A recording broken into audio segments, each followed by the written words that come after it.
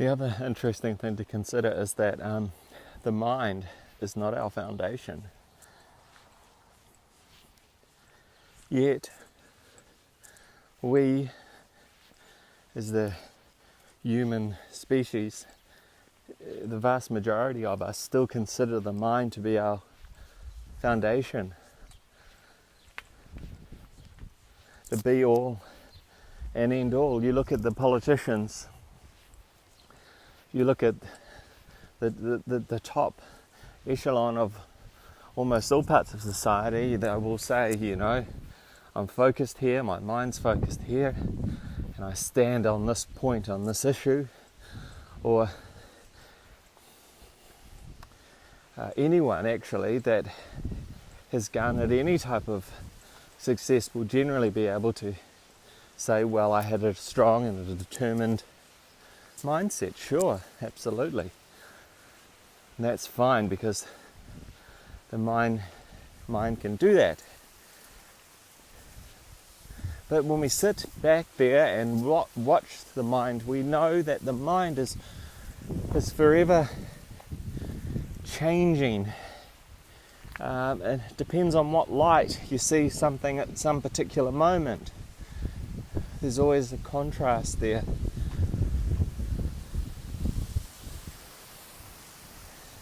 It's sort of an unreliable source, the mind.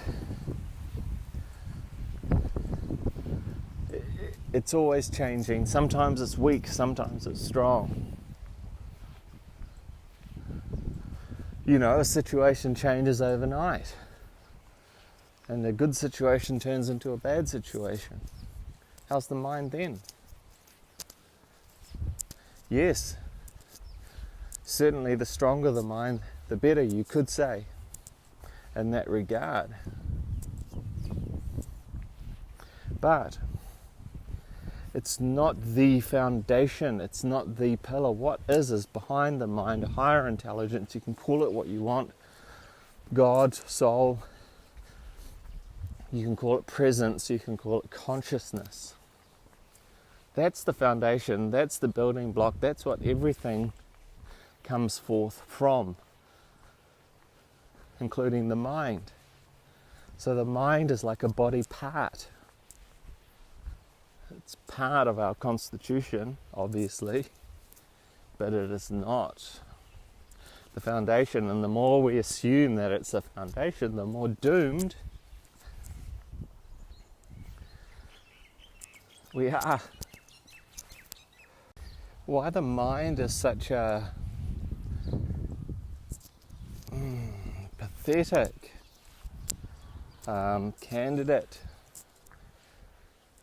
to be the foundation of who we are is very clear, because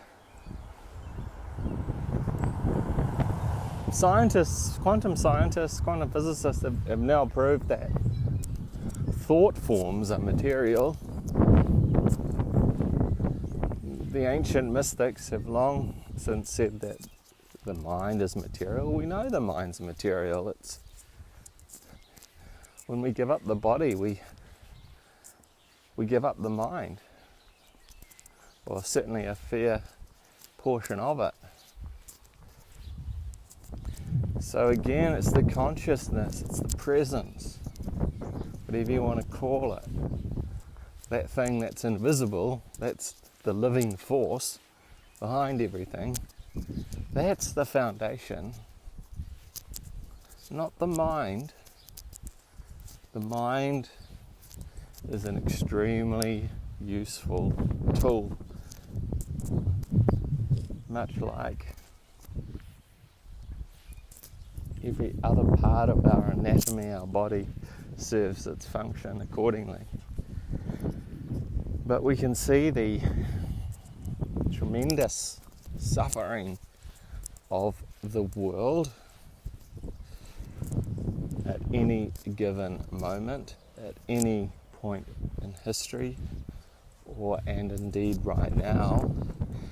And as the ancient mystics and sages pointed towards, and now as quantum physics has been able to qualify, This is all at the heart of the issue, is a misidentification with the mind.